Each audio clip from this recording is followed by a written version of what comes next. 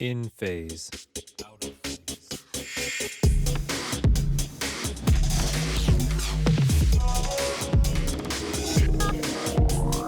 In phase. Bienvenue sur un nouvel épisode d'Emphase. Aujourd'hui, je suis avec Paul Sabin. Salut Paul. Hello. Comment ça va?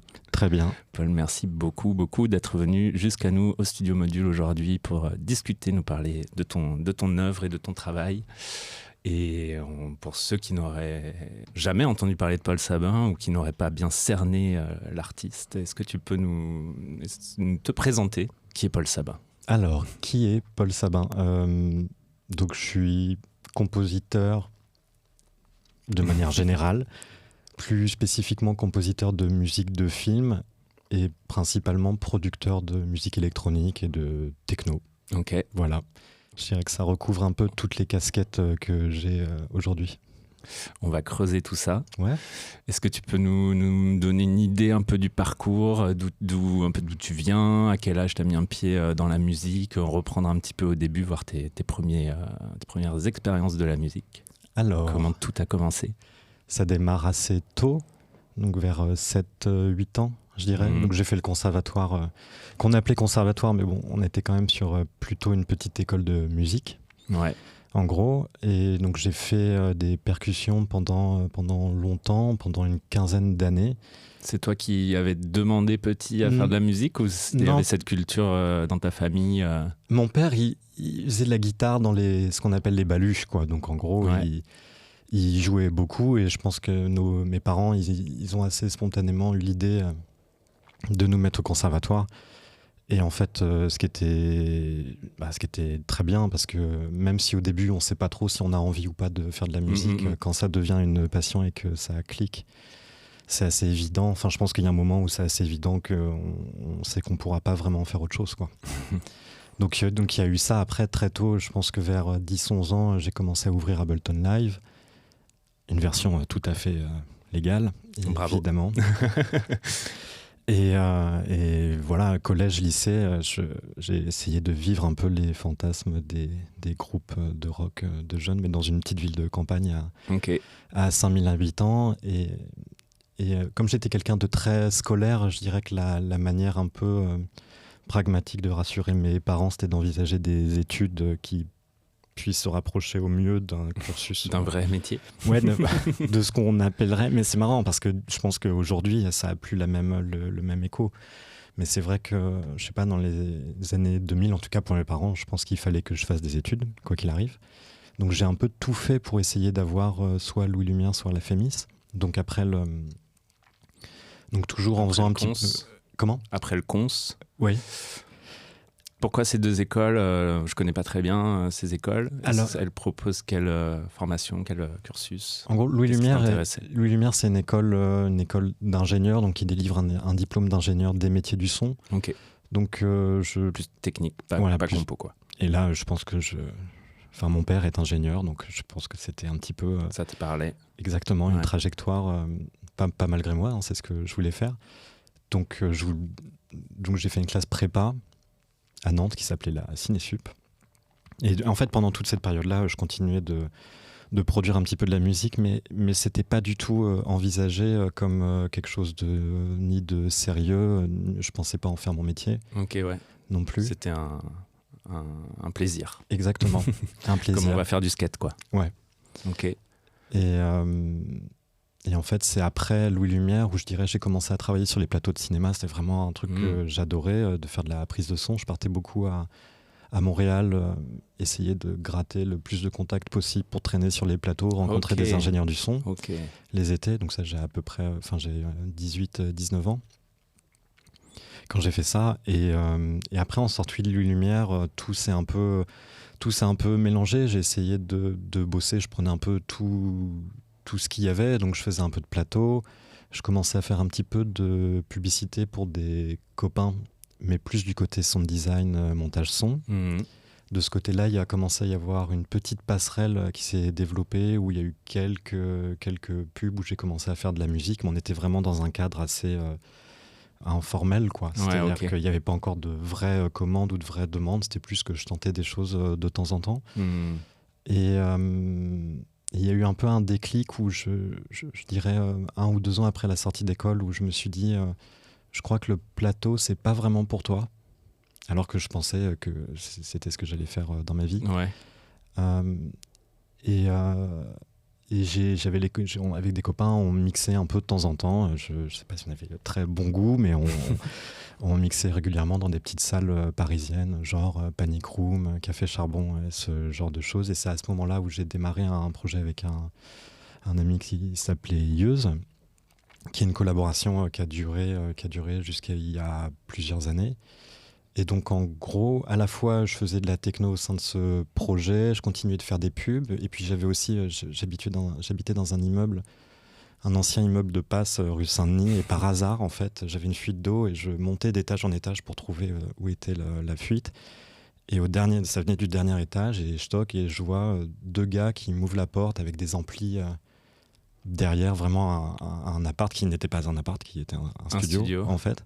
Et ça a été la rencontre de Benoît Rau et Lionel Rau, qui sont 2 compositeurs qui ont à la fois fait du disque et aussi fait de la musique de film, notamment Les Beaux Gosses, Les Combattants. Et en fait, ça a été un peu... Qui ne sont pas tes acolytes de Yeuse, non, autre pas du chose, tout. hein. Non, pas du D'accord. tout. C'était vraiment une autre rencontre. Ok. Et en fait, donc Benoît et Lionel ont commencé aussi à me... C'était la première fois que je rencontrais des gens qui avaient fait du disque et aussi qui faisaient de la musique de film. Et j'ai commencé à les assister un petit peu. Vraiment, j'étais assistant Pro Tools. J'étais littéralement l'assistant Pro Tools, même dans le générique. Ça faisait beaucoup rire. Parce que les gars, en fait, moi je sortais le Lumière, donc techniquement j'étais assez OK avec Pro Tools pour préparer des sessions, livrer les sessions pour le mix et tout ça. Ouais. Donc en fait, tout s'est un peu passé en même temps. Je mixais un peu, je faisais un petit peu des boulots d'assistant, je faisais avec Benoît et Lionel, je faisais de la pub de temps en temps. Et en fait, avec Yeuse, il y a vraiment eu un premier moment où en gros il y a une agence de supervision qui a eu besoin de quelqu'un pour faire la musique d'une série qui était Stalk. Ouais. Et en gros, on a un peu pitché pas du jour au lendemain, mais quasiment, quoi. En fait, du vendredi pour le lundi. Qu'est-ce que tu appelles pitcher ? Alors, pitcher, c'est... maqueter un truc ? Voilà, c'est ça, c'est maqueter. Alors, ça peut être soit envoyer des titres qu'on a déjà faits, qui sont préexistants, soit pour faire... voir si l'univers va coller à ce que veut le réal, exactement. Ou alors faire une composition originale. Et là, il y a un peu eu des deux. On avait fait un envoi où il y avait des idées originales pour la série, que j'avais faites le dimanche dans la nuit, et des titres préexistants. Et le réal a beaucoup aimé. Ça a matché. Et donc Simon Bouisson, qui réalisait Sto, qui a vraiment eu un début de collaboration qui, en fait... Donc vous ne vous connaissiez pas avec Simon ? On ne se connaissait pas du tout. C'est passé par l'agence qui vous a briefé. Et, tout à fait. Et la rencontre s'est fait comme ça. Voilà. Trop bien. Par un biais plutôt professionnel, je dirais. C'est vraiment... par la voie légale. À l'époque, on était managé par Diaz Music aussi, donc il y a eu cette passerelle-là. D'accord. Qui a fait le lien. T'as sauté quelques étapes alors. Alors j'ai sauté là, on quelques est déjà étapes. Pratiquement à la fin de la carrière. Non. Bah moi, c'est un peu le début. mais oui, il y a encore plein de choses. Non, mais pardon, vas-y. On recreusera sur les choses après. Ok. On reprend de cette rencontre avec Simon alors. Ouais. Le réal de Stalk. Donc c'était la première fois qu'on arrivait sur un projet, un vrai projet de fiction en tant que tel. Donc une série télé, 10 épisodes, 10 fois 20-25 minutes en gros. Du coup, ça c'était avec Yeuse ou avec tes amis dont tu étais l'assistant Pro Tools ? Alors non, cette série on était vraiment Yeuse, on a fait la première saison ensemble. Ok. Et en gros... Donc on a fait cette première saison et tout le monde était très satisfait de la musique. On voyait aussi qu'avec Simon, ça fonctionnait bien. Donc on a avancé comme ça. Et c'est un petit peu à la fin de Stalk que moi j'ai commencé à avoir une envie de travailler un peu seul et d'avancer un peu tout seul, d'arrêter la collaboration que j'avais. Et c'était aussi lié à... Ce projet, on faisait aussi beaucoup d'art visuel, d'installation, d'art numérique. Moi, je faisais beaucoup du code, quoi. Je bossais sur Quartz Composer, Unreal Engine, enfin des choses qui permettaient de développer des visuels avec des Kinect. Ouais, Et c'est quelque chose qui prend du temps aussi. bien sûr. Et c'est un peu à ce moment-là où je me suis dit, peut-être arrête de faire plein de trucs en même temps, concentre-toi sur ce que tu veux faire. Il y avait un peu un désir d'émancipation, de vouloir avancer. Et là, je me suis dit, bon, bah, maintenant, on arrête tout, on fait que de la musique. On essaye de vivre, on se concentre et on avance comme ça. Et c'est tombé pile au moment où il y avait, en fait, comme on avait avancé sur cette série et que les gens étaient très satisfaits, ils commençaient à... Je pense qu'il y avait des compétences qui étaient acquises et que j'étais peut-être enfin prêt. J'avais fait les armes un peu de plein de manières différentes et que j'étais peut-être enfin prêt à avancer en ton nom. En mon nom. et tout seul. Dans la musique à l'image. Ok. Voilà. Ok, et oui, donc j'imagine que cette première cette première rencontre et ce premier pied qui s'est bien passé dans le milieu de la collab avec un réal, je veux dire, t'ouvres certainement ensuite une voie avec peut-être une agence. Partons du principe qu'on ne connaît pas ce milieu. Si on part du... c'est vrai que il y avait déjà le coup de pouce a été d'arriver sur cette série à travers vraiment un pitch où à un moment il y a un appel d'offres et on te dit essayez, et c'est un peu du jour au lendemain. Donc ça, c'était vraiment un coup de chance que j'avais pas du tout prévu et anticipé. Par contre, après, c'est pas tout de suite des mécanismes d'agence ou de rencontre. Je dirais qu'on fait le développement, c'est vraiment la collaboration artistique. C'est vraiment la collaboration avec Simon. Et le fait d'aussi rencontrer d'autres jeunes réalisateurs et puis de lier des liens et d'avancer comme ça. Parce que, en fait, après Stalk, la saison 1, je parle, je n'avais pas nécessairement d'autres projets sur lesquels enchaîner. Voilà. Ok. Et non, mais en fait, j'ai des coups de chance parce que pur hasard, j'ai rencontré un autre superviseur qui m'a fait essayer quelques titres sur des pubs. En plus, ça correspondait au moment où j'avais fait un court-métrage qui était très western, très texture, très concret, avec très percussif, quoi. Oui. C'est Emma... Maël. Le film s'appelait Maël. J'avais toutes les lettres, mais pas dans le bon ordre. Et pile au moment où je rencontre ce superviseur, il y avait une pub Hermès western. Ok. Donc c'était une petite pub digitale, c'était un coup d'essai, quoi, parce qu'on se connaissait pas du tout. Et en fait, il y a eu, via cette rencontre, j'ai fait des musiques additionnelles sur un film qui s'appelle Goodnight Soldier, d'Iner Salem. Et après, ça a avancé un petit peu comme ça, quoi. Mais c'est vraiment la relation avec Simon sur Stalk qui a fait que les séries ont un petit peu... J'ai continué sur des séries parce que Simon a réalisé... il a fait 36-15 Monique après, qui était une série que je pense je ne devais pas faire initialement. Et un peu last minute. Pareil, je sors un thème qui lui plaît beaucoup. Et ça se passait dans les années 80, c'était pas du tout mon ADN, c'était pas mon univers. En plus, c'est pas que je suis hermétique aux années 80, mais bon, c'est pas là où je suis le plus à l'aise. C'était pas ton esthétique forcément, ouais. Voilà. Mais et toi, du coup, ça a été aussi intéressant, j'imine, d'aller chercher des choses dans cette époque. Et ne portant à ce moment-là plus vraiment de projet artistique, étant un petit peu tout seul, quoi. Ça me permettait je suis allé explorer des répertoires que j'avais rarement fait. Parce qu'en fait, c'est vrai, là, du coup, je reviens un petit peu au tout début, mais c'est que la culture musicale que j'ai eue quand j'ai découvert la musique, elle était très acoustique, elle était très rock. Moi, je suis tombé dans Radiohead assez tôt. C'est un groupe qui m'a toujours bouleversé, que j'ai eu la chance de voir, et même des fois quand on grandit, et puis 15 ans plus tard, on se reprend des claques en les voyant en concert, parce que c'est assez extraordinaire. Et donc tout ce pan de musique plus acoustique, les Beatles, McCartney, d'un seul coup, sur cette série, c'est revenu. Je me suis dit que le traitement que j'allais avoir, c'était plus celui de mon enfance qu'un truc très années 80, et ça a donné une musique assez particulière, qui est pas vraiment genrée, qui est pas vraiment dans une époque. Et donc en fait, la collaboration avec Simon a continué à partir de ce moment-là. Et voilà, presque je continue sur le... On reviendra sur ce que tu fais en ce moment et, Ouais. et où tu veux aller Bien sûr. peut-être plus tard, mais je creuserai pas mal de choses là. Ouais. Déjà, dans ta bio, donc on voit que tu as eu une formation de percussionniste un peu académique et ensuite que tu t'es beaucoup intéressé au bruitage. Tout Il y à a fait. cette notion-là. Ouais. Est-ce que tu peux développer un petit peu autour de ça? Alors au début, c'était très scolaire, je dirais, parce qu'il fallait choisir un sujet de mémoire de fin d'études à Louis Lumière. Et c'est vrai que dans les différents allers-retours que j'avais fait à Montréal, j'avais rencontré des bruiteurs et des gens qui tenaient des studios de post-production là-bas et qui développaient des systèmes assez intéressants, un peu de bruitage automatique ou Ok. de bruit pas automatique. Moi, ça m'a toujours intéressé.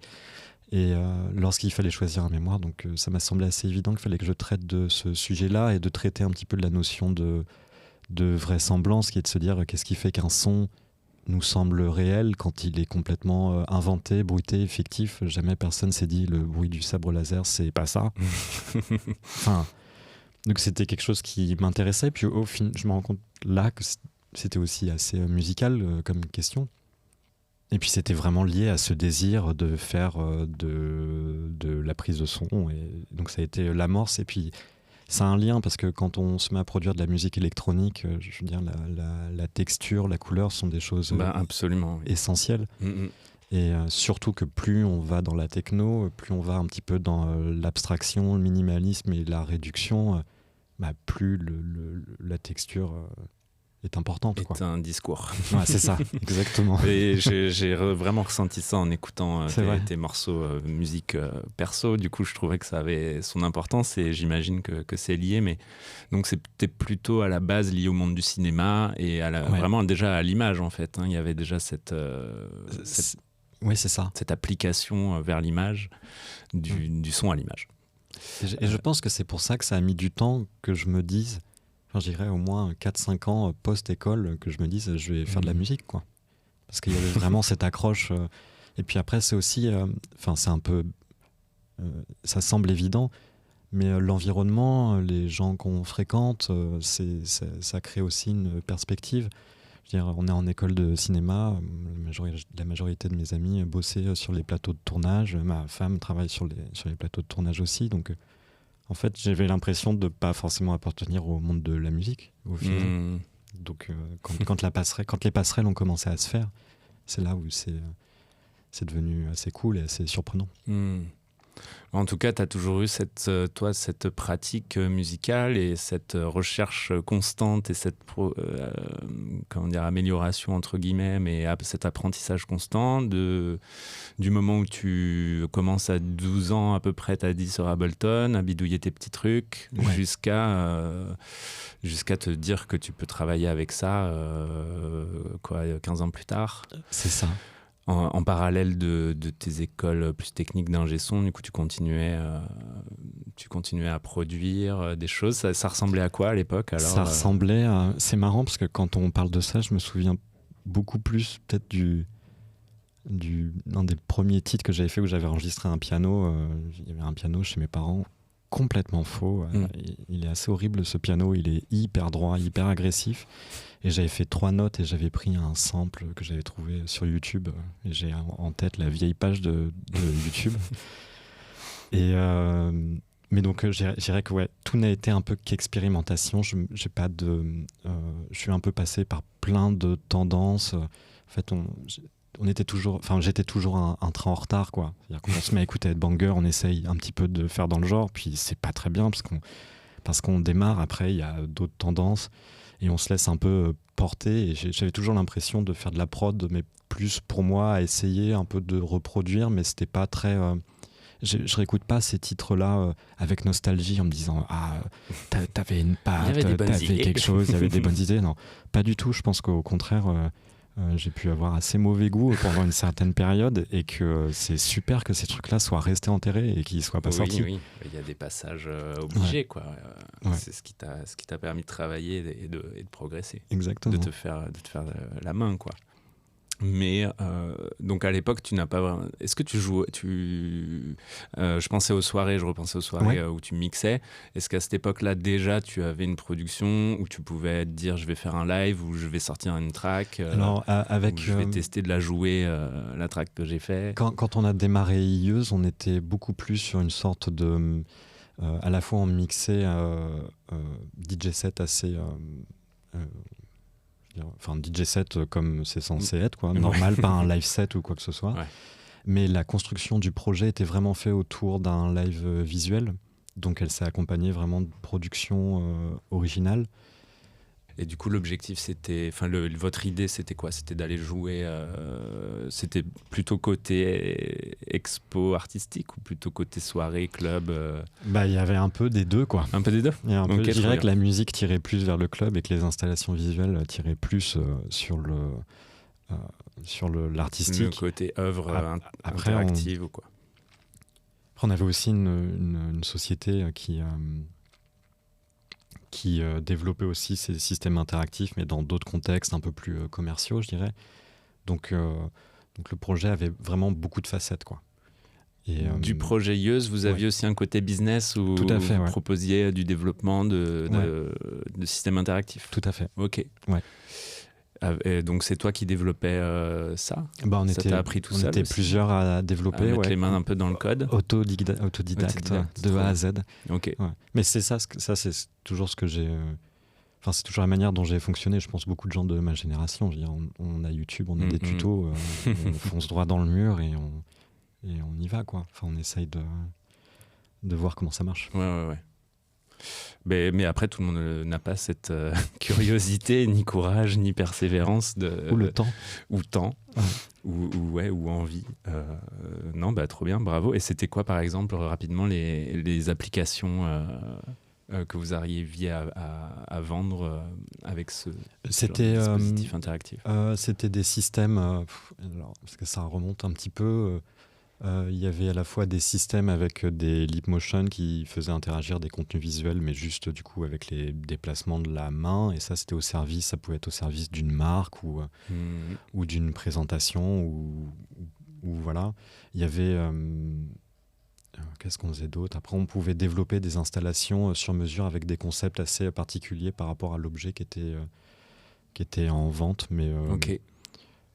ensuite, on avait une installation, il y avait une sorte de neige qui tombait et qui dessinait les silhouettes, donc qui permettait de se retrouver un petit peu face à son avatar numérique et qui était utilisé dans plein de contextes différents. Donc voilà, c'est très, très varié. C'était beaucoup, tu disais, je crois, avec le capteur Kinect qui avait la caméra et qui marche aussi comme détecteur de mouvement. Tout à fait, qui a une caméra et qui a une caméra infrarouge. Donc utilise l'infrarouge pour créer une image de profondeur. Ouais. Tout à fait. Ça existe encore les Kinect? On s'en sert encore je sais pas trop, j'avoue que du coup, comme ça moi, fait très longtemps que j'ai pas parlé de Kinect. Mais moi, c'est marrant. Mais ce qui est marrant, c'est surtout que hier, j'ai réouvert Enfin, je me suis remis à coder un tout petit peu en Python pour la première fois depuis 4-5 ans, je crois. Donc, je suis pas un gros codeur du tout, hein, mais à réexplorer des petites choses, je sais pas, j'ai eu un élan comme ça. Mais aujourd'hui, je suis un petit peu... je suis pas en veille sur justement les technologies que tout le monde utilise. Et puis ça va assez vite avec la R et la VR. Donc je crois que je serais pas apte à dire est-ce qu'on utilise encore des Kinect. Mais c'était par curiosité. Je pense qu'il y a des... Je sais que j'ai un cousin qui s'est mis à développer un petit peu sur Touch Designer et je vais lui filer mes Kinect. Donc il va y avoir lui, au moins. Ok. Et, donc avec Ieuse, c'est autour entre un peu 2014-2018. Tout à fait. C'est à peu près ça. Ouais.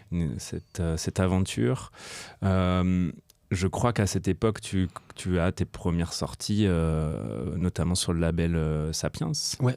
Et cette année, en 2018, tu sors 3 ou 4 EP ou singles ou petits EP. Tout à fait. Du coup, c'est un peu aussi une période de transition où tu vas, après cette expérience avec Ieuse, assumer de sortir des trucs Alors tu les sors en tant que Yeuz ou en tant que Paul Sabin? Non, c'est avec Yeuz. Alors lesquelles? Quelle sortie? Je sais En gros, plus. Pas besoin de détailler, mais qu'est-ce qui se passe à cette époque-là, quoi? à cette époque-là, avec Yeuz, on a des sorties. Ensuite, il y a Stalk. Et en fait, Stalk, c'est la première, je veux dire, la bande originale de la série est très techno et c'est presque une bande originale qui peut s'écouter un peu comme un album. Et c'est un peu la première. Hier soir. Voilà. Et c'est la première sortie que moi j'ai eue après en tant que, qui a été un petit peu dissociée en tant que Paul Sabin et Yeuz, et qui a été un peu le début d'une trajectoire où en fait moi la majorité de mes sorties après ont été des bandes originales de séries ou de films. Comment ça se passe quand tu travailles en compo à l'image comme ça? On te demande un certain nombre de livrables, on te dit il nous faut tant d'ambiance, ou est-ce qu'on te donne le montage, et comment ça se passe? Alors il y a plusieurs. Je pense. J'imagine que chaque réal travaille de manière différente. Ça dépend beaucoup des collaborations et de quand est-ce qu'on arrive sur les projets aussi, puisqu'on peut arriver sur des projets où on a déjà une vision, parce qu'il y a déjà des musiques témoins qui ont été mises, donc on peut déjà anticiper les besoins musicaux. Il y a des projets, on est sur scénario, donc on ne sait pas encore exactement. Donc je vais vraiment parler à titre personnel, quoi. Je peux pas. Oui, dis-nous comment ça s'est passé pour cette fois, en tout cas. Et je dirais que moi j'ai une manière de bosser qui est quand même de produire beaucoup de musique et de donner beaucoup de matière pour qu'ils puissent placer. Ça marche. Enfin, je trouve qu'en série c'est un système qui marche assez bien, c'est de produire beaucoup pour qu'ils puissent placer. Et ils viennent piocher dedans ensuite. Qui viennent piocher, et ça crée. Et c'est intéressant de voir ce que deviennent aussi les titres et les sémantiques qui leur sont apportées à travers leur placement dans le montage. En fait, des fois, on a fait une idée pour une séquence et en fait, elle se place ailleurs, et puis on la met plusieurs fois sur la même thématique, histoire d'amour, peu importe. Ouais. Et ça devient un peu un thème. Un thème. Donc. Je dirais que comment ça se passe En tout cas, toi, quand tu composes une track, j'imagine que tu penses à l'univers du film et que tu restes dans c'est un peu comme faire un album. Tu as une identité, une cohérence où on doit se dire tiens, ça c'est le thème original, la compo originale. Mais tu ne sais pas, quand tu fais un morceau pour le projet, sur quelle scène il va être utilisé, par exemple. Globalement, je dirais que moi j'ai un petit peu une tendance généralement, si je fais une proposition qui est très à l'image, il peut manquer un petit peu de cette sorte de vie qu'un son a tout seul, en fait. Donc en gros, j'ai tendance à bosser de moins en moins à l'image. Ok. Ce qui est une sorte de constat un peu d'expérience, même si j'ai une très jeune expérience. Parce qu'on te fournit quand même des images quand on te donne j'ai quand même des images. J'ai quand même des images, mais je les. Tiens, c'est ça qu'il faut faire. Je pense que ce qui est bien. Moi, ce que j'aime, c'est dans Stalk et dans Monique, les musiques, elles ont un placement assez frontal. Je veux dire, elles sont vraiment présentes, elles sont assumées au mix, et elles ont vraiment une vie de morceaux. Il y a souvent des rythmiques, donc c'est ce qui fait que ça peut assez. Elles prennent de la place. Voilà, elles prennent de la place, et je pense que dans ce style de musique ou ce style de positionnement, c'est intéressant de plus jouer une confrontation avec l'image, et que le morceau existe à côté, quoi.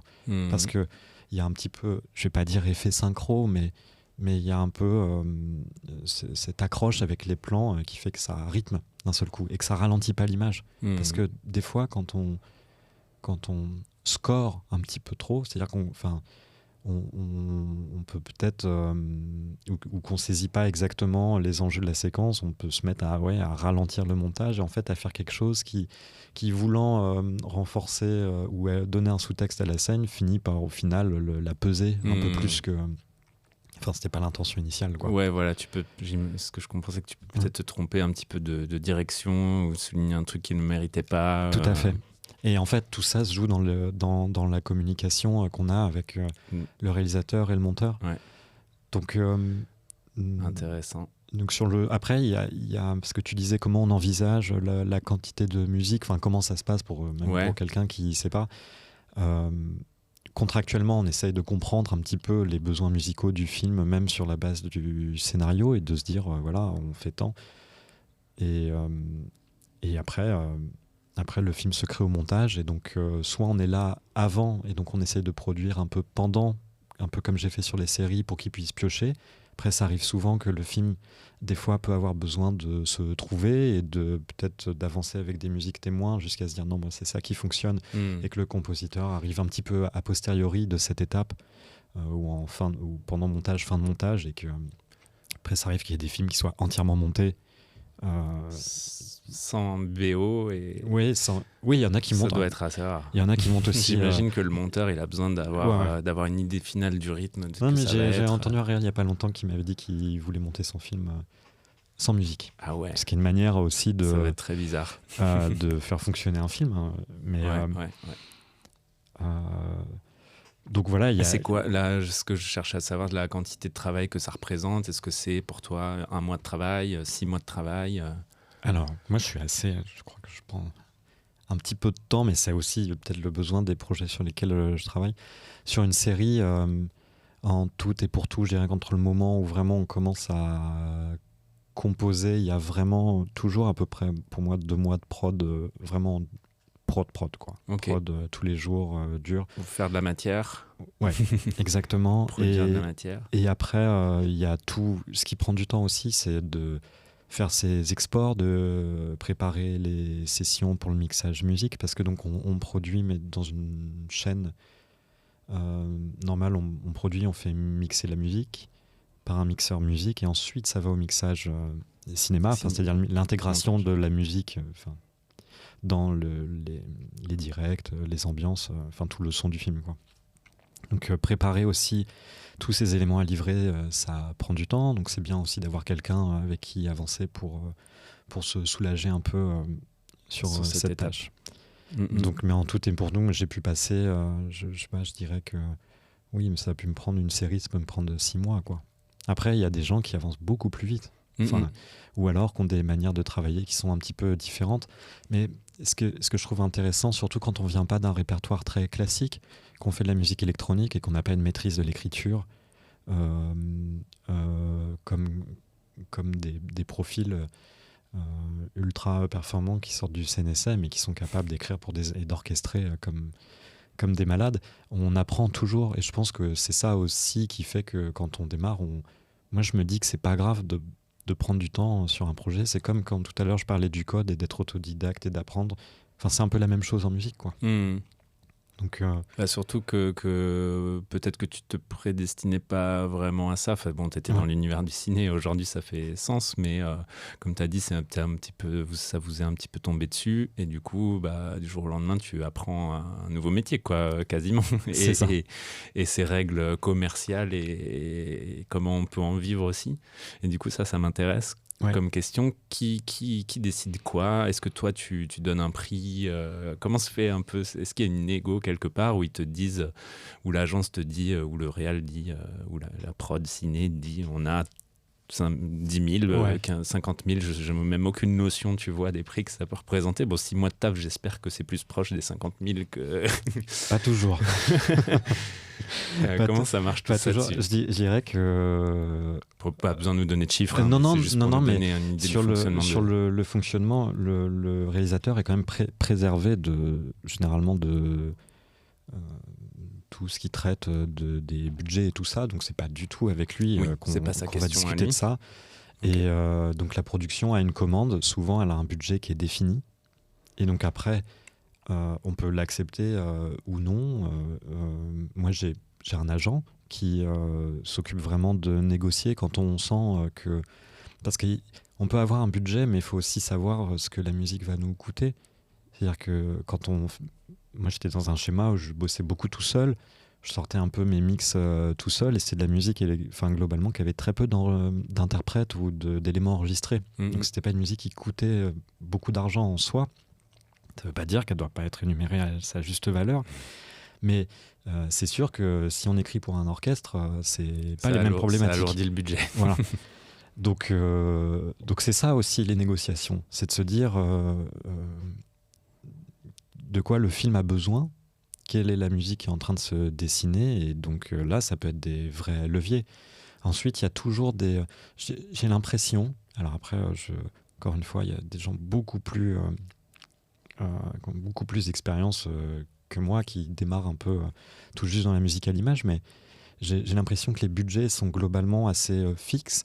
Par contre, après, il y a plein d'autres choses qui peuvent rentrer en jeu. Il y a ce qu'on appelle les droits d'édition, c'est-à-dire qu'est-ce qui se passe sur les éditions de la musique, c'est-à-dire les revenus qu'elle va générer quand elle va être diffusée. Souvent, quand un projet n'a pas d'économie, on peut récupérer, on peut négocier ses droits d'édition et même éditer à compte d'auteur une partie des éditions de la musique pour récupérer un petit peu sur la SACEM quand la série est diffusée. Ouais. Donc, il y a des éléments comme ça qui peuvent être, utilisés pour faire bouger un petit peu les lignes de la négo. Ouais. Ok.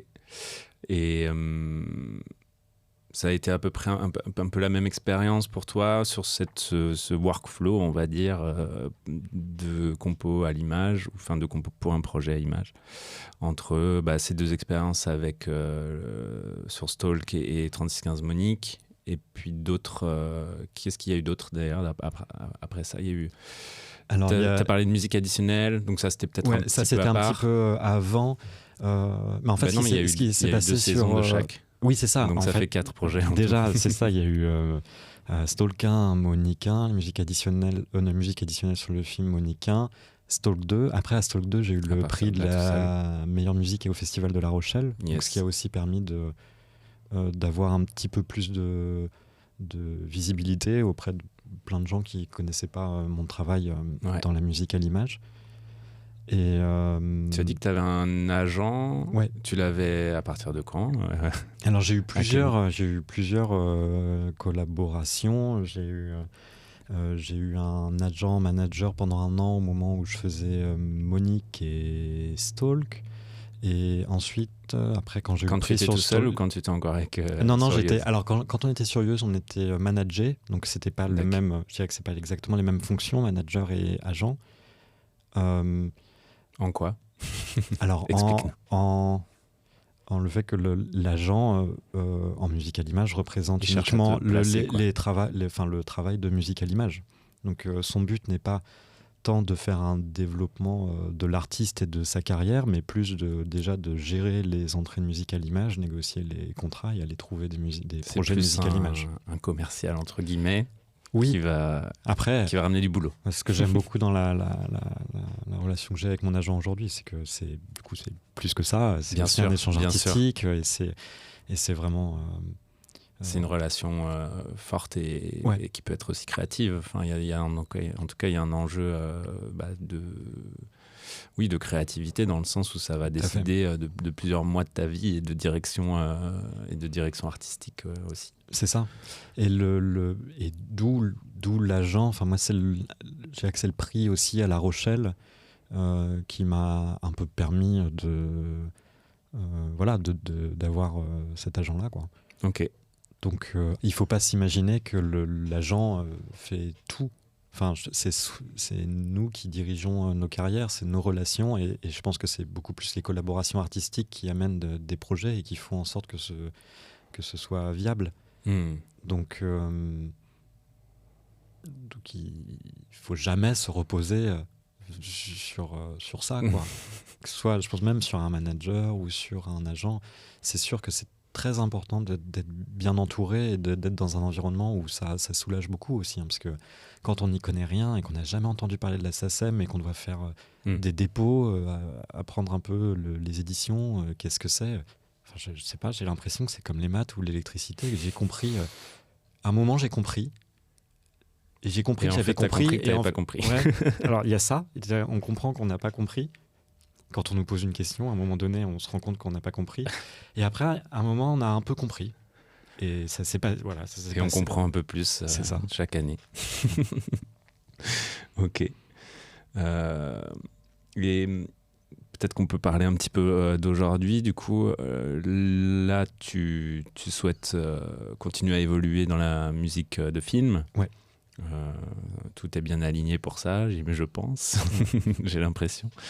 Et tu m'as dit en off que tu t'aurais intéressé un petit peu aussi à avoir un projet, à essayer de mettre en forme un truc artistique, perso. Tout à fait. Tu veux en parler ou ouais, on laisse du suspense là-dessus? Non, mais pas forcément. Mais comme on disait tout à l'heure, j'ai toujours produit pour moi un petit peu à côté, enfin même beaucoup. Et même récemment, j'avais eu des rendez-vous avec un label où en fait j'avais pas mal, je leur avais soumis une vingtaine de titres et je pense qu'on était mutuellement intéressés et pour travailler ensemble. Et en fait, à un moment, je me suis encore rendu compte que ces titres-là étaient trop hétérogènes et que ça correspondait pas encore à une vision singulière qui, là, est arrivée il y a pas si longtemps que ça, quoi. Après... c'est peut-être encore sous le coup de rentrer d'un week-end à Berlin où on se prend une claque musicale encore et toujours. Qu'est-ce qui t'intéresse dans le fait de sortir des morceaux? Est-ce que bon, de toute façon, tu es obligé de produire et la question se pose pas et c'est chercher quoi faire. Mais je veux dire, est-ce que ça t'intéresse, toi, de sortir un album, d'avoir une carrière en tant qu'artiste en ton nom, avec des tournées potentielles? Est-ce que c'est le fait de jouer qui t'intéresse? Alors, pourquoi aller aussi dans cette direction-là, tu vois? Je pense que moi, je sais à quel point la carrière de musique à l'image est importante pour moi. Et donc j'ai envie que le projet puisse aussi même pleinement servir ça. C'est-à-dire que l'objectif, ça serait pas tant de faire une carrière pour pouvoir... bon, évidemment, personne dirait non à jouer partout dans les plus beaux clubs du monde, c'est super. Mais j'ai surtout envie que ce soit un terrain d'expérimentation. Et c'est un peu ça que je m'autorise à faire et qui est en tout cas la ligne directrice de tout ce que je produis en ce moment. C'est de un peu essayer de faire les trucs les plus extrêmes que j'ai jamais fait, quoi. Okay. C'est-à-dire c'est s'émanciper aussi peut-être un peu des structures rythmiques qu'on a tout le temps, mais que ça puisse être quand même des choses qui puissent être jouées. Et juste, c'est marrant parce que j'avais aussi eu un peu cette révélation. Mon agent m'avait emmené à un concert de Kali Malone. Je ne sais pas si tu connais. Non. Et c'est une femme qui compose. Il travaille énormément à partir des résonances, je dirais. Et donc, ce sont des longues plages qui évoluent très lentement, mais qui ont des micro-variations qui t'emportent. Et j'étais allé la voir à l'église du Saint-Esprit, et c'était vraiment une expérience holistique, quoi. C'était accompagné d'un guitariste et d'une violoncelliste. Et donc, on se retrouve dans cette espèce de longue plage et on traverse tous les états. Des fois, c'est tendu, des fois, c'est pas tendu. On est en colère, on est soulagé, on pense à soi. Tout ça dans une église absolument monumentale. Et quand je suis sorti de ce concert, je me suis dit, oui, bon, en fait... Il faut essayer des choses qui sortent un petit peu des sentiers battus. Alors, je ne vais pas avoir la prétention ni même dire que c'est ce que je fais techniquement, mais en tout cas, c'est l'intention est celle-là. Et de proposer quelque chose d'assez radical pour que ça puisse servir aussi la musique à l'image. Parce que c'est assez intéressant de se dire, bon, y a des BO, les BO ont des contraintes, et je dirais des contraintes plus ou moins artistiques en tout cas. Même si moi, j'adore quand il y a des contraintes, ça me permet d'avancer. Mais qu'est-ce qui se passe sans ? Et c'est là où je me suis dit, bon, si c'est sans, on ne se met aucun objectif, aucune pression de vouloir tourner à tout prix, de follow, de notoriété. Juste essayons de faire quelque chose qui est spécifique, quoi. Okay. Qui est singulier. Donc vraiment terrain d'expérimentation et lâchage, quoi. Lâchage total. Après, c'est très lié aussi... C'est vrai que j'en ai pas beaucoup parlé, mais aux machines que j'utilise en ce moment, ou au synthé, et c'est très lié au matériel. Et là, j'ai déménagé mon studio il n'y a pas si longtemps que ça, en mai dernier, et j'ai fait une sorte de petite config. Voilà. Il est un peu tout en long, et j'ai une sorte de petite config où toutes mes pédales d'effet, les synthés que j'utilise, tout est racké, tout est plugué. J'ai une sorte de chaîne que j'aime beaucoup.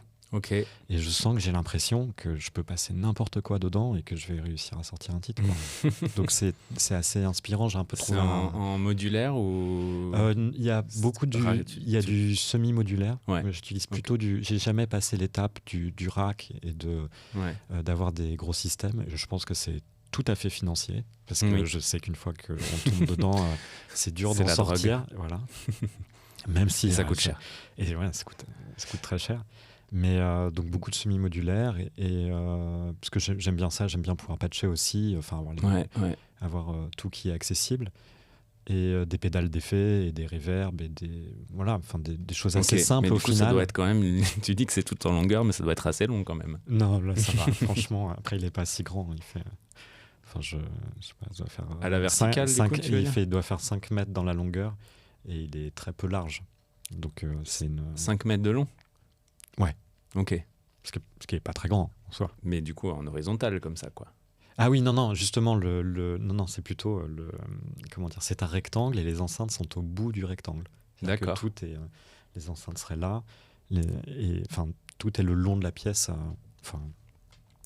Mais toi, tu te déplaces de droite à gauche dessus. Je me déplace de droite à gauche. Bon, alors Je me explique-moi. déplace dessus. Non, c'est pas très fort en géométrie. Non, mais c'est marrant, t'as fait un truc en longueur comme ça, du coup, En j'imagine. gros, le studio est un petit peu en longueur et tout est sur le côté, mais comme un studio normal, oui. mais je dirais que D'accord. c'est sur une grande planche. Mais ce qui est assez drôle, c'est que tout est un peu à la chaîne. Ouais. J'ai un peu tout mis en série, quoi. Alors, Même si j'ai une barre ce que tu as mis dessus. Qu'est-ce que j'ai ? J'ai un Lyra, qui est une machine que j'aime beaucoup, de Vlad Krimer. Je sais pas si tu connais. Oui, j'ai regardé un petit peu, j'en ai jamais possédé. Et mais par exemple, même si j'ai un MS-20 mini que j'aime beaucoup, je l'envoie direct dans le Lyra parce qu'il y a une chaîne de délai et un super délai, une super disto dedans.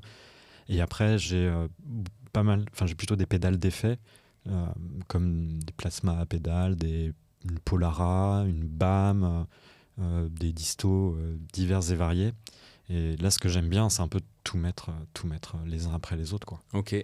Pour avoir un truc ultra crade pour pouvoir moduler ton son, ne faire presque qu'une note exactement. sur le MS-20 et la passer dans tous ces étages de traitement et de destruction. Et sortir, et puis surtout sortir de live quand je commence à faire une rythmique, sortir assez rapidement dans cette chaîne pour créer quelque chose et tout de suite avoir soit une sub qui se place un peu aléatoire, parce qu'il y a des pédales, par exemple la Polara, qui est une pédale que j'utilise beaucoup.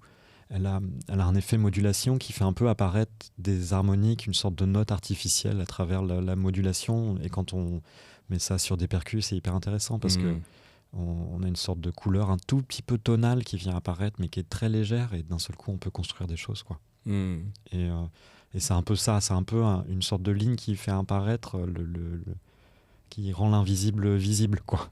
C'est un peu l'objectif. Je vois bien. Ouais. Trop bien. Et ça rajoute, j'imagine, de la modulation, d'un côté vivant, un côté plus organique, à des choses sur Ableton qui peuvent être un peu toutes droites, tout à fait, toutes plastiques. Ouais. Ce setup là, c'est ton setup actuel. C'est comme. Est-ce que tu travailles un setup particulier un peu pour chaque projet ? Est-ce que tu t'imagines, par exemple, sur 3615 Monique, qui était donc une esthétique un peu vintage, on va dire. Est-ce que tu t'es dit, tiens, là, je vais utiliser un peu des trucs d'époque ou une suite un routing particulier ? Est-ce que ça Alors, rentre dans ton process c'est vrai pré-prod ? Quand on démarre une série, on cible aussi la palette. Et que, évidemment, sur Monique, là, c'était assez évident que j'allais être... même si j'ai des éléments électroniques dessus, j'allais retrouver mes guitares, que j'allais retrouver mon piano qui était dans la même pièce. Après, c'était... Le piano des parents qui sonne faux ? Non, un autre. un autre, un Rameau que j'aime beaucoup, qui est super. Un vrai piano à vrai, ouais. Droit. Droit. Quand même, tout à fait. Parce qu'on ne vit pas, on vit à Paris. C'est ça. Mais j'ai pas pu le ramener là. J'ai pas de place pour avoir mon piano dans le nouveau studio. Donc, on peut dire dans quel quartier c'est je suis à Porte de Saint-Ouen. Okay. Bon, je suis à côté de Porte de Saint-Ouen dans un complexe de studios photo et plateau qui s'appelle l'Hacienda. Voilà. D'accord. Et donc c'est assez récent, tu disais là au printemps. Ouais, c'est un endroit qui s'est monté il n'y a pas si longtemps que ça. D'accord. Mais donc c'est ton espace de travail, tu vas là-bas comme au bureau tous les jours. Et ça a fait quelque chose de plus bosser dans sa chambre, quoi. Enfin, pas dans sa chambre, mais dans une pièce en tout cas de l'appartement, parce qu'au bout d'un moment, quand on... Et de s'habiller avant de travailler. De mettre un slip. Mais... Oui, mais donc avant d'arriver dans ce studio à l'Hacienda, tu étais chez toi ? Ouais, j'étais chez moi. Ah oui, donc c'est un changement conséquent. Drastique, ouais. Oui. Mais qui te plaît. Mais pour le mieux. Ouais. Alors après, ça change. Mais ce qui est assez intéressant, c'est que je trouve, par rapport à la question que tu me posais, qui était de dire comment on définit la palette, le matériel qu'on utilise un petit peu en fonction des projets, c'est que je trouve que même les projets se nourrissent les uns les autres, parce qu'on peut découvrir quelque chose en essayant de faire quelque chose sur une série et se rendre compte que ça sonne d'une manière particulière et qu'on puisse le réexploiter. Alors on fait pas la même chose, mais c'est assez intéressant de voir comment en fait tout ce qu'on fait, comment on avance, c'est ce qui fait notre son. Et peu importe les projets sur lesquels on travaille. Là, la chaîne que j'ai un peu trouvée, je l'ai trouvée en travaillant sur une série que j'ai terminée il n'y a pas longtemps. Et en fait, maintenant, je la lâche pas. Même si les autres projets demandent autre chose. Parce que tu es à l'aise avec, ouais. Et puis ça t'ouvre, dans le sens où ça t'ouvre peut-être une palette assez large et avec qui te plaît. Exactement. Et comment tu travailles, du coup, tu vas enregistrer, disons, tu disais que tu passais une rythmique dedans, c'est comme un peu du reamping, du coup, tu l'as fait passer dans la chaîne et tu la récupères en sortie. Ouais. Et après Et après tu vas faire un autre instrument, c'est ça en fait, tu travailles un petit peu instrument par instrument et tu tweaks. J'enregistre beaucoup en ce moment, j'enregistre beaucoup, c'est à dire que vraiment j'ai par exemple une piste, peut être une piste de kick ou une piste de percu, et je fais un peu mes routings, j'ai ma chaîne mais j'en ai d'autres aussi, donc après j'enregistre 5-6 pistes ou 4-5 pistes d'effets en même temps que ma piste, et j'enregistre tout d'un coup. Et je travaille plus avec les fichiers audio et un tout petit peu moins en virtuel, un tout petit peu moins avec les synthés. En fait, je me dis j'ai bossé pendant très longtemps avec juste le MS-20 Mini. C'est le seul synthé que j'ai eu, donc je prenais vraiment pas beaucoup de place, quoi. J'avais mon laptop, mes 2 enceintes et mon MS-20 et c'est tout, quoi. Et ton Stream Deck. Et mon Stream Deck, on dont en je parlais tout à l'heure. Tu vas nous en reparler. Le gain de temps, qui est Stream Deck. Mais oui, donc tu travailles beaucoup, tu fais sortir ce dont tu as besoin de l'ordi. Ouais. Tu utilises aussi donc guitare, piano parfois. Selon les percus aussi. Alors j'ai des percus, j'en enregistre. J'aime bien aussi détourner un peu. J'ai acheté un violoncelle par exemple il n'y a pas longtemps. Je n'en joue absolument pas. Je crois que je vais y venir aussi. Ça coûte combien un violoncelle ? J'ai pris le premier prix de chez Thomann à 400 €. Truc d'études. Études standard. Ok. Mais et après Mais pour avoir un instrument qu'on distorde, j'ai glissé des baguettes dedans, je fais une sorte de violoncelle préparé, j'enregistre des percus. Après je me fais mes racks sur Ableton, donc j'ai mes percus de violoncelle. Après je les passe dans les chaînes. En ce moment c'est un peu mon délire, quoi. C'est un peu le bon délire. On verra, ça se trouve, tu t'écouteras, tu diras tout ça pour ça. C'était pas. Non, je peux. En tout cas, moi, j'aime. Donc tu prends plaisir à travailler et à expérimenter avec tout ça. Ouais. Et sur le mixage, comment tu travailles ? Est-ce que tu, même sur tes projets perso, quand c'est pour le ciné, tu envoies ça au mixage ? Ouais. Quand il y en a. Quand il y en a.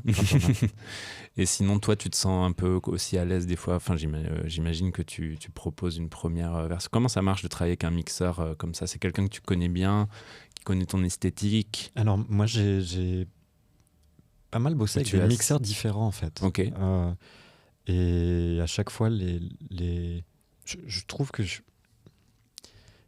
c'est un peu particulier, parce qu'en musique électronique, on va jusqu'à un certain stade de production, mais aussi, par exemple, en série, il faut quand même aller assez vite, et donc on ne sait pas vraiment où ça s'arrête, quoi.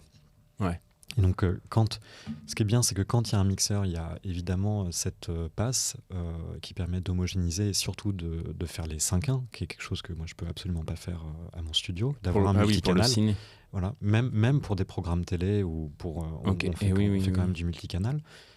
Pas tout le temps, ça dépend des projets, mais en tout cas, pour le mix, j'ai bossé avec différents mixeurs et à chaque fois, les résultats étaient différents. Mais de toute façon, c'était pas les mêmes projets, c'était pas les mêmes films. Et je sais que moi, j'ai une tendance à enterrer énormément mes pistes.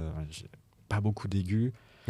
Donc, j'ai rarement Il une faudrait grande éclaircir insatisfaction au mixage parce qu'il y a un petit peu un défaut à compenser. Après, ce qui est assez drôle, c'est que ça m'est aussi arrivé sur des BO de me casser la tête sur des mix, même quand il y a aussi des versions qui ont été faites par les mixeurs, et au final de finir par mettre, ça c'est un truc que tout le monde connaît, quoi, mettre la première version qu'on avait faite. Et là, pour ton projet à toi, en ton nom, t'as déjà sorti des choses? Non, pas encore. Non, Non, ça encore. Et t'as déjà quelqu'un pour les mixer? J'ai quelqu'un à qui il faut que je demande, je pense qu'il sera OK. Je ne vais pas lui demander là. D'accord. Non, j'ai un ami qui, je trouve, mixe hyper bien. Donc j'ai un peu qu'une hâte, c'est de réussir De à lui voir ce que envoyer ça des donne choses. entre ses mains. Ouais. Trop bien. Ouais, ton process typique de compo, je vais te demander, bon, du coup, on l'a un petit peu abordé, mais tu travailles beaucoup avec cet aller-retour entre des petites choses maquettées sur live et puis de notre côté, l'expérimentation acoustique, torture de violoncelle. Torture, exactement. Tout fonctionne dans la torture à 150 BPM à 8h du matin. Je pense que c'est là où la magie opère. La magie opère. Magnifique. Et, après, je dis ça, c'est vrai que j'ai aussi un workflow qui est un peu plus standard et normal d'allumer live. J'aime toujours partir d'un petit truc. J'ai pas peur de la page blanche, mais j'aime bien quand il y a un petit fond qui traîne, soit un bruit de fond, soit... Des fois, ça m'arrive souvent de prendre des morceaux que j'ai faits et de regarder dans un break et de prendre un fond, de le filtrer à fond et juste le mettre à moins 50. Et il y a une sorte de petite sub, il y a toujours un petit truc, quoi. Ok. Une nappe de fond, ouais. Exactement. Et je Qui pars donne une couleur, ouais. une première harmonie. C'est ça. Et ou pas, c'est marrant parce que ça conditionne un peu les morceaux si vraiment il n'y a rien de tonal dedans. C'est intéressant aussi puisque le premier truc qu'on va poser va déterminer un peu la couleur. Et puis après, j'avance normalement, quoi. Pour les batteries, t'as pas parlé de boîte à rythme? Alors j'en ai une. J'ai une Vermona, l'édition, la MK4, donc qui est une boîte à rythme un peu froide et austère, qui sonne très tranchante, mais que j'utilise peu au final. J'utilise beaucoup pour faire des effets en la passant dans d'autres choses que comme une vraie boîte à rythme séquencée. J'ai pas de séquenceur, j'ai un contrôleur machine, mais c'est assez rare que sur mon machine je fasse mes séquences de Vermona parce que je dirais que j'ai quand même un workflow où j'enregistre beaucoup et je suis pas toujours dans une performance live quand je fais de la production, quoi.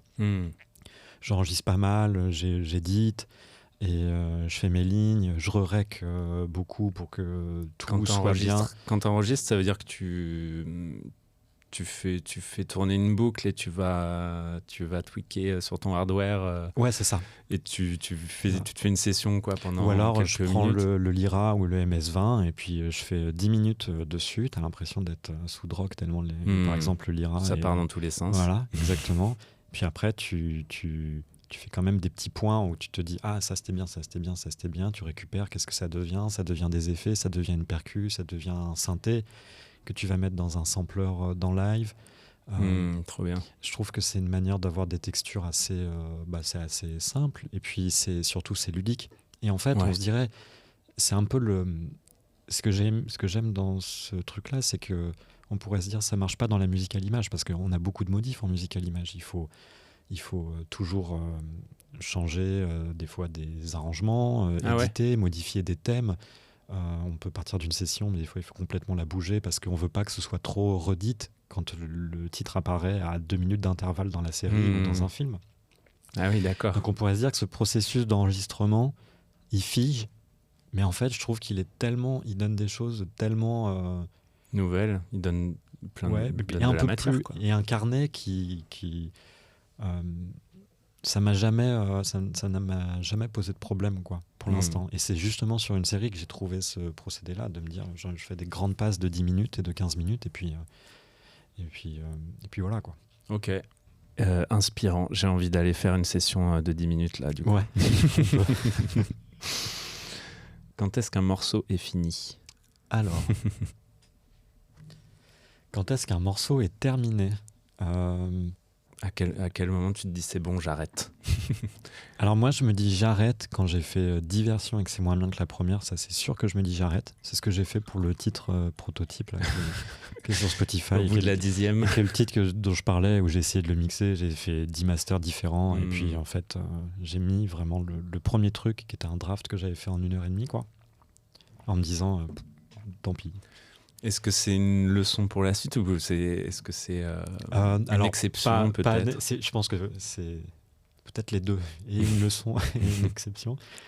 Mais le morceau, il est terminé. Il y a la contrainte du temps déjà en musique à l'image. Donc il est terminé quand on Quand il y a une commande, quand oui. on n'a plus le Quand il y temps. a une deadline. Voilà.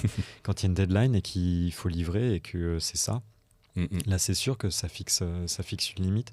Ça Après, peut être une manière de se fixer aussi une limite, même quand on travaille pour soi tout seul, de se dire Si il faut on que ça a- sorte telle date. si on a la discipline de le faire, parce il que je faut pense que publier demain. c'est pas évident Ouais. de s'imposer des délais et de se dire ce titre est terminé. Après, je pense qu'on sait qu'en en 2 heures, on peut sortir une idée qui est aussi pertinente qu'un titre qui a été travaillé pendant 5 jours. Donc, moi, je dirais que plus le titre est terminé quand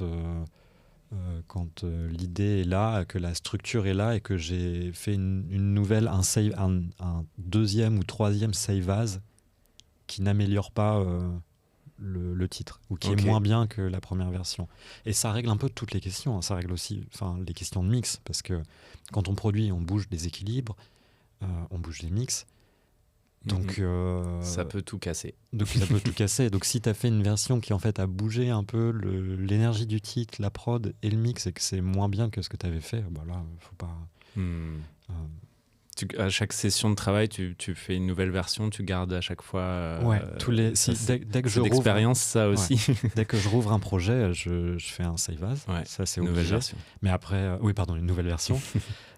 Mais c'est aussi une habitude de musique à l'image. C'est dès qu'on fait des modifs quelconques sur un titre qui a pu déjà être écouté ou utilisé, on est obligé de. On peut pas se permettre de le garder Voilà. et de partir sur une version 12. Ouais. Ok. Non, ça c'est.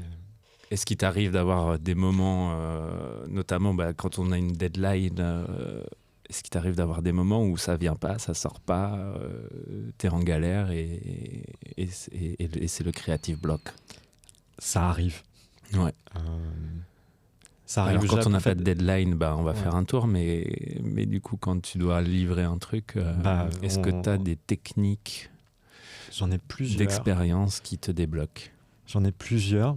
On va quand même faire un tour, parce qu'au bout d'un moment, c'est assez essentiel. C'est toujours bien de voir un peu la lumière du jour, de respirer.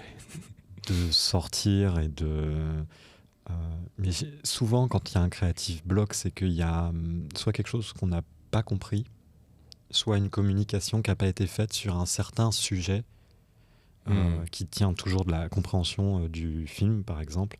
Donc, la première chose que je ferais, ce serait déjà d'aller chercher ça.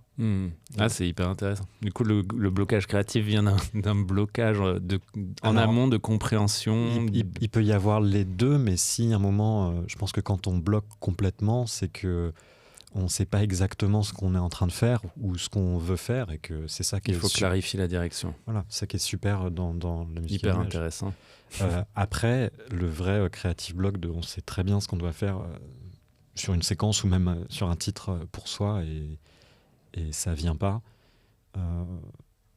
Déjà, j'aurais tendance à Mais commencer. c'est un peu la même chose, du coup, non? C'est un peu la même, mais j'aurais tendance à commencer un autre titre, du coup. Ouais.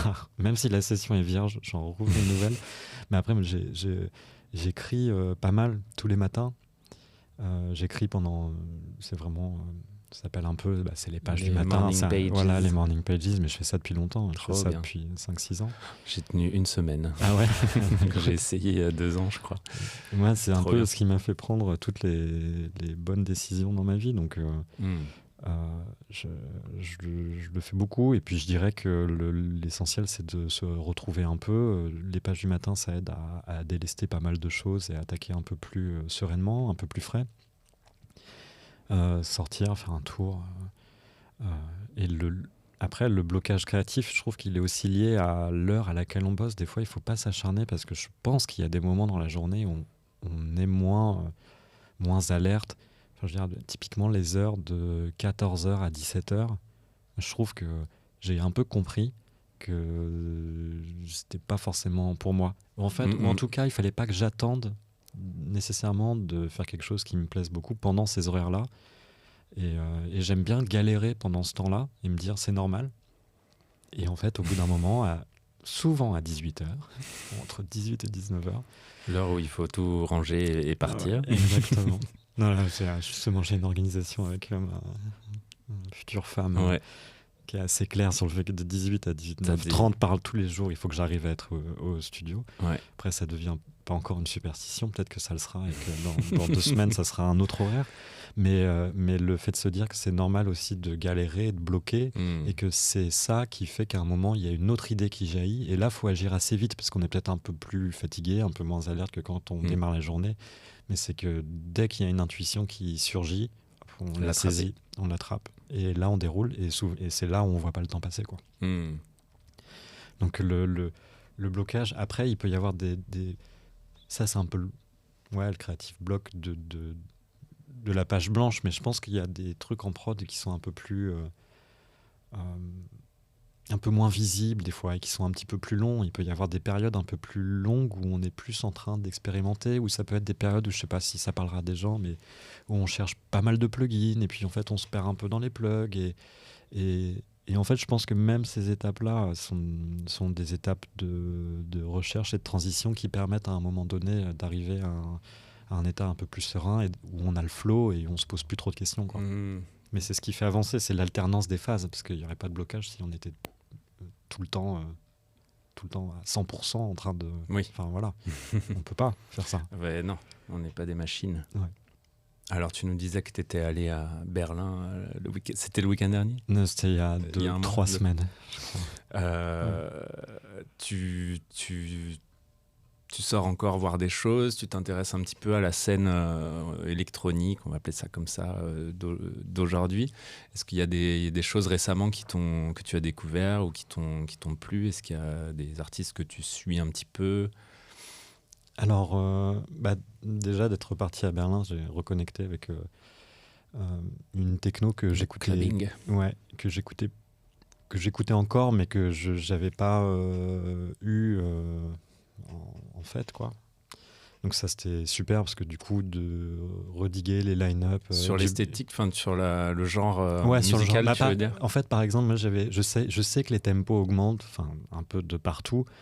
Et c'est presque comme si c'était quelque chose que je suivais de mon studio, de l'extérieur, en me disant, tout le monde joue beaucoup plus vite, tout le monde joue beaucoup plus dur. Mais j'avais pas eu l'expérience de faire la fête dessus. Okay. Donc, et du coup, à Berlin, c'est pareil ? On est à combien de BPM ? Moi, je pense que c'est un des sets qui m'a le plus plu. C'est un set qui était à 145 et 147, mais ce qui reste encore même raisonnable pour beaucoup de gens. Mais en tout cas, moi, ça faisait un moment que j'avais pas eu cette sensation-là. En fait, en plus, le club où on était c'était blank et c'était bien traité, donc j'avais un ressenti qui était hyper bien. Et donc il y a un peu cet intérêt pour le tempo rapide, mais c'est pas, après je veux pas, ça serait un peu aussi faire comme tout le monde que de monter les tempos, donc il faut réfléchir à ça. Après il y a un artiste que j'ai découvert il y a pas longtemps, que j'avais vu je crois l'année dernière au Solides, là, qui a rejoué au Virage, c'est Darzak il me semble. J'aime beaucoup ce qu'il fait. Après il y a d'autres artistes plus variés, il y a Lake aussi dont j'apprécie beaucoup le travail. Quels éléments te marquent ou Moi, je trouve que déjà, quand il y a une texture de prod qui est un peu particulière, il y a ça, et après, il y a l'énergie des titres. Et ça, mais après, je suis plus sur un répertoire électronique. En ce moment, j'écoute quasiment que de la techno, genre Matrix Man. Assez dur. Ouais. Beaucoup de résonance, beaucoup de gimmicks un peu à tonneau. Ça faisait un moment que je savais pas quand est-ce que j'allais y revenir vraiment, et c'est en ce moment, quoi. Ok. Ce que je trouve trop bien. Il faudrait que je regarde mes likes Spotify. Oui, non, mais ça va très bien comme ça pour les refs, pour aucun sortir. souci. Mais ouais, Matrix Man, là, qui a ressorti un album, je sais plus, courant cette année ou l'année dernière, il y a un titre que j'ai beaucoup aimé qui s'appelle Airlock. Ok, Je trouve assez dingue. ce sera le conseil du jour. Ouais, À la fin de cet épisode, de courir écouter ça. tout à fait. Et sur la musique atonale, c'est quelque chose qui t'a intéressé, que tu as découvert comment enfin, tu disais le jeu de résonance, comme ça, donc je comprends que tu t'es intéressé à ce... Bah, en fait, ce qui est marrant, ça a toujours. Je parle pas de la musique atonale comme un genre très classique ou contemporain. C'est quelque chose qui s'inscrirait dans dans la lignée Comme de le courant de la musical, musique, quoi. voilà. Oui, oui. Mais je pense qu'il y a des moments dans la vie où on a envie d'entendre des mélodies, puis il y a des moments où on n'a pas trop envie d'en Ouais. entendre. Oui, Voilà. c'est quelque chose dans lequel tu es allé chercher, tu as lu un peu des trucs dessus, ou c'est vraiment feeling Non, pas spécifiquement. Ok. En plus, là, en l'occurrence, quand je parle par exemple de Matrix Man, c'est vraiment de la musique de club, quoi. Oui. Donc, Mais je demande ça parce que moi, j'aurais du mal, j'ai du mal à sortir du tonal. Ok. Et je me demande du coup si ça nécessite un déclic, un truc où tu te dis on arrête tout instrument qui a une gamme déjà. Qu'est-ce qui fait que... Ça veut dire que tu travailles uniquement avec des sons de percus qui sont moins marqués, qui jouent pas une note, quoi. Ouais. Non, mais du coup, je me demande qu'est-ce qui a fait qu'à un moment j'ai aimé ça ou que j'aime ça. Et je sais pas, mais je pense que c'est peut-être aussi un peu le percussionniste. Ouais. Quoi que ça peut être tonal. Sûrement. Après, j'ai toujours été très intéressé par même. Je suis un peu en veille sur ce que l'IRCAM sort au niveau des plugins, niveau des techniques. En ce moment, je suis à fond dans les déformations spectrales, les morphings, enfin plein de trucs qui pourraient sonner un peu nouveaux. C'était un peu trouver de l'organique dans le digital et dans le son numérique. Et je pense que c'est plus cette veille-là qui fait que je suis sensible aussi à cette musique-là, parce que des fois j'entends qu'elle est faite, mais on se souvient tous de l'album d'Amon Tobin, Issam, je crois, qui était assez extraordinaire, qui n'était pas mélodique en tant que tel, mais qui apportait des textures hyper novatrices. Et je pense que ça a démarré par là. Ouais, je pense que ça a démarré par cet album. Ok. Ouais. Amon Tobin. Ouais, Amon Tobin. Je suis pas sûr de voir celui dont tu parles, mais j'irai réécouter. Ouais. Est-ce qu'il y a un endroit qui t'inspire particulièrement, où tu te ressources, où qui te donne envie de faire de la musique, à part ton studio? En général, c'est un peu tous les endroits où je quitte le studio, parce que du coup, au bout d'une heure, j'ai un peu envie de faire de la prod. Donc, ce que j'adore dans les week-ends, c'est que on revient le lundi. Mais non, pas spécifiquement à Paris. Enfin, même. Non, c'est plutôt les gens avec le train. C'est plutôt les. Ouais, j'aime bien bosser dans le train. Après, j'ai aussi un petit OPZ qui m'amuse beaucoup, que j'ai un peu tout le temps, que je n'ai pas là, mais que normalement j'ai tout le temps avec moi, et qui, même si on a 5 minutes de pause ou un truc à attendre, on peut faire de la mini-prod en 10 minutes. Ok, t'es toujours en train de produire, quoi. En fait. Après, maintenant, avec un enfant, il y a eu un petit ajustement, parce que voilà. Mais ouais. Mais tu kiffes trop ça dès que t'as 10 minutes. Ouais. T'aimes trop faire ça, quoi. Ouais. La définition du succès pour toi aujourd'hui, qu'est-ce que tu te souhaites dans ta carrière pour la suite? Je me souhaite d'être à l'aise, ok, avec ce que je fais, d'être dans des collaborations intéressantes, parce que je pense que c'est les collaborations qui nous élèvent. Avec les réals, tu veux dire, ou peut-être des collabs musicales? mais ça peut être des réals ou des collabs musicales. Au contraire, je serais très ouvert en ce moment à... On n'en a pas parlé, t'as déjà fait des feats? Très peu, ouais. Très peu. Ça m'est arrivé ce genre de répertoire un peu plus trap, de bosser avec quelques chanteurs, mais j'aimerais bien. Ouais, ok. Donc en ce moment, tu travailles sur ton projet solo? Alors, oui, et aussi... Entre deux commandes. Aussi, principalement, là, depuis un moment, j'avance sur Drone, qui est un petit peu la suite de la collaboration avec Simon Wesson. Ok. Et Une donc- nouvelle série. Non, c'est un film. Un film. Donc, c'est donc un premier long qui Ouais. narre l'histoire d'une jeune étudiante qui, du jour au lendemain, se retrouve observée par un drone qui la suit. Et donc, elle noue une relation étrange avec lui. Ok. Voilà, j'en dis pas plus. Bon pitch. Euh, Je suis ok. Donc, il y a un film sur lequel je m'investis beaucoup et sur lequel j'explore beaucoup de choses, un petit peu tout ce dont on a parlé. Et une bonne source d'inspi sur le web, un site de ressources ou de shopping, mais bon, il est un peu facile celui-là. Le site de shopping. Le site de shopping, il est facile. Le site de ressources, quel média je suis? Franchement, en plus j'en ai essayé. J'avais quand même regardé par curiosité des plateformes genre CDJ ou ce genre de trucs où il y avait vraiment des... De banque de sons, par exemple. Non, pour le coup, eux, c'est vraiment, enfin, c'est pas des tutos, mais c'est des masterclass quoi, de compositeurs ou de producteurs que j'aimais bien. Ok. Et je me suis désabonné parce que, enfin, je trouve que c'est hyper bien pour démarrer et apprendre, mais en fait, comme c'est un petit peu chacun qui donne ses tips, quand on a aussi soi-même ses tips, je voyais plus trop l'utilité de Ouais. cumuler 150 astuces. Ton cerveau, Enfin, c'est même plus oui, laquelle voilà. aller chercher quand C'est- t'es face au truc. Quoi. C'est ça. Donc il y a eu ça. Donc, 2 fois, ça m'arrive de lire Attack Magazine, mais très rarement. Après, il y a plein de médias que je suis, mais qui sont... En fait, je dirais que la lecture que j'ai, elle n'est pas sur la musique, quoi. Ok. Actu. Là, j'ai terminé une série qui s'appelle Nude, qui est sur une jeune collégienne qui se fait catfisher, c'est-à-dire qu'elle croit chatter avec le beau gosse du lycée. En fait, c'est un pervers qui la manipule de A à Z et qui met en place plein de stratagèmes. Enfin, c'est un peu une descente aux enfers, quoi. Qui va sortir sur Amazon Prime, mais je ne sais pas quand exactement, mais bientôt, à mon avis. Et voilà. Ok, Aussi. prochaine sortie. Ouais, prochaine Ça sortie, roule. c'est ça.